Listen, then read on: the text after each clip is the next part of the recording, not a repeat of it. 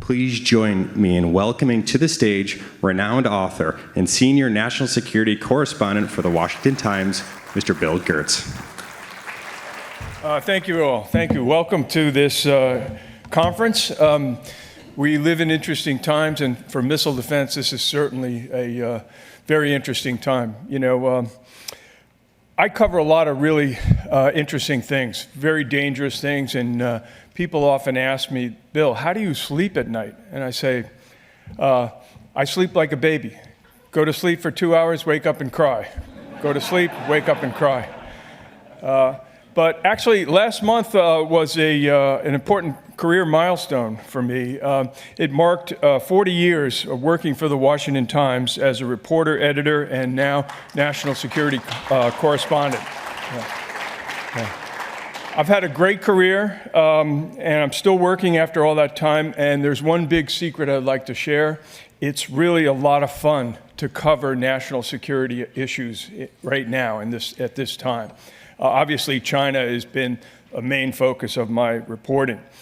In March, I got to travel with Defense Secretary Hegseth on his first trip to Asia, and that was an amazing experience. We flew aboard a E-4B, Air Force E-4B. It's the nuclear command plane, often known as the Doomsday plane. But we traveled all through Asia. We went to Hawaii, went to the Indo-Pacific Command, and were briefed on the China threat. We went to Philippines, Guam. We went to Tokyo. And actually, we spent a day on Iwo Jima, the small volcanic island that was the scene. And we marked a celebration with Japanese Prime Minister and political leaders to mark the 80th anniversary of the Battle of Iwo Jima. You know, during my career, the Washington Times in particular, and I'll say I'll just make a few note on threat status. You know, this is a new project for us, and it's finally emerging that we are leveraging our national security coverage. For decades, the Washington Times was always focused on politics. Obviously, politics is the biggest issue in Washington, but our national security coverage always stood out. So we're leveraging that with this new project, Threat Status. But during my career, going back to 1985, we devoted a lot of ink to missile defense. And I say ink because when I started out at the paper, we didn't have computers. We had IBM Selectric typewriters, which was the most advanced technology at the time. And of course, computers came in right after that, and we're all linked up now. In the news business, the best stories are always surround political conflict and controversy, and in Washington, there's no shortage of that. And missile defense was one of those conflicts, and the debate revolved around supporters who recognized the growing sophistication and danger of missiles and wanted to protect people's lives. On the other side were opponents who viewed missile defense as dangerously destabilizing. First, during the nuclear standoff with Washington and Moscow, and there's kind of a residual opposition to that now as we're pitted against basically China, Russia, North Korea, and in the not-too-distant future, Iran. I've been covering missile defense since Ronald Reagan announced the SDI program, the Strategic Defense Initiative program, in 1983. And SDI sought to end what many strategic analysts saw as a kind of an immoral policy of mutually assured destruction. The idea that deliberately leaving populations at the mercy of nuclear attack would deter wars. Well, it worked for a while. But today, however, deterrence itself is under attack. The deterrence calculus that drove arms control talks and negotiations and agreements between Washington and Moscow is all but dead. Could it be revived? Likely not, especially with the emergence of China. In its place, we're faced with a hydra-headed new Cold War led by Beijing. And let's be honest, deterrence of the past won't work with the Chinese Communist Party. The CCP has dropped its bide our time and hide our capabilities approach and is now seeking global domination under what its supreme leader calls Marxism-Leninism with Chinese characteristics for a new era. What's the new era?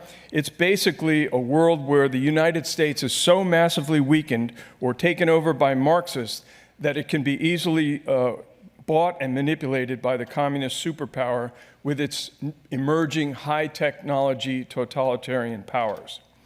Just recently, the CCP revived its threats from Mao Zedong of the 50s in attempting to rally the population in the latest trade war.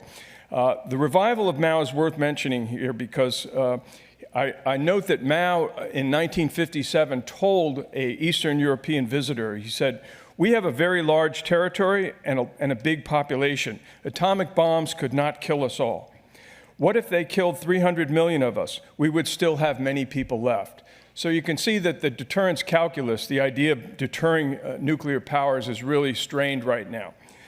When I started at the Washington Times, I mentioned I covered SDI, and that program really, I think at the heart of SDI was something called Brilliant Pebbles.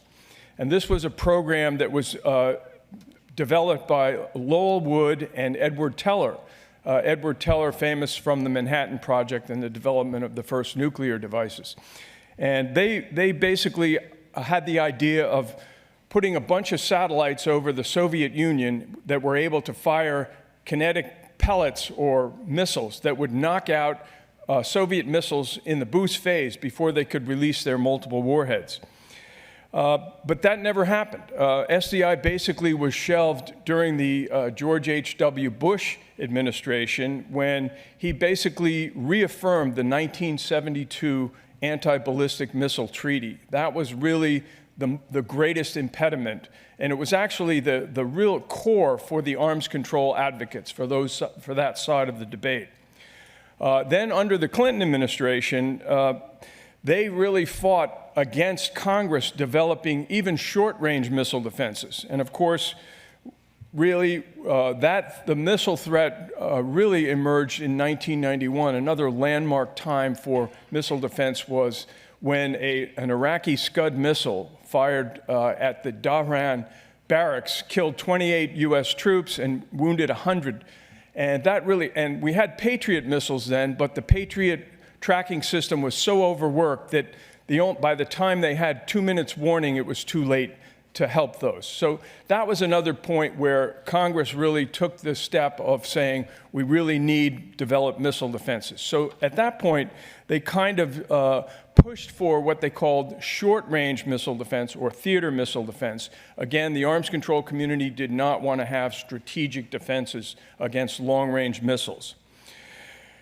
But with mounting threats, Congress, even both sides of the aisle, Democrats and Republicans, rallied and in 1999 passed something called the Missile Defense Act. And that it mandated that it was the U.S. government policy to establish a national missile defense as soon as technologically possible. So that was a key point in the development of missile defenses. And that really, and then fast forward to 2002, when another Bush, George W. Bush, took the important step of withdrawing from the ABM Treaty. And the ABM Treaty said basically you cannot develop missile defenses, or you can only develop limited missile defenses around your capital. And so with the withdrawal from the ABM system, that really set in motion the development of what we now have as a national missile defenses.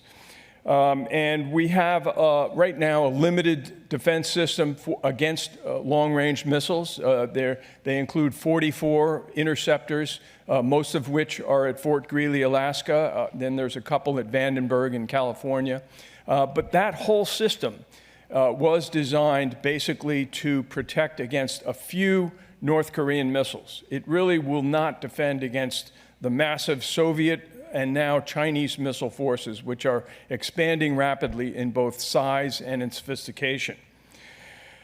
So ballistic missiles, and the problem too is that our ballistic missile defense system was designed for very specific kind of missiles. That is a ballistic missile. Once it takes off, we have exquisite sensors and trackers that can find that missile because it has a predictable trajectory and really hit a bullet with a bullet. They've developed that technology. Well, now we have a new problem, and that's hypersonic missiles, and we have long-range precision land attack cruise missiles as well. And we've even seen the Chinese develop something called a FOBS, a fractional orbital bombardment system that's actually an orbiting system. In this case, they tested it. It went 40,000 kilometers before it returned to Earth and hit a precision target.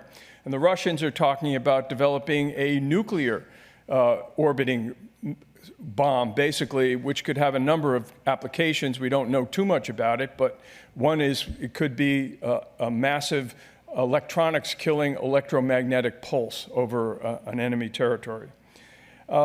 So I mentioned that with these new threats, just last week we had testimony from a number of nuclear officials from both the military and the government, the Pentagon and the Energy Department, and they basically told Congress, we're in trouble, our missile, the missile threat is growing, the collaboration between China, Russia, North Korea, and Iran in the future is increasing the danger of nuclear war. I mean, that's really where we are today. So to sum up, basically, this is an exciting time for missile defense. And the whole idea of Golden Dome is they're going to dust off some of the Strategic Defense Initiative programs. We don't know what the architecture is. They are working on it. They're behind schedule in presenting some facts, so we don't have a lot of it. But we do have a very good foundation for missile defense. And again, it's those long-range interceptors in Alaska. It's our Aegis battle management system missile defense ships, and now on the ground too, Aegis in the ground. It's also the Terminal High Altitude Area Defense, or THAAD, which is really a very effective Army system. So we've got a foundation, and it's going to be exciting. We look forward to hearing some of our discussions today on this, and they'll flesh out a lot of more information. So I want to thank you again all for coming, and thanks very much. Okay.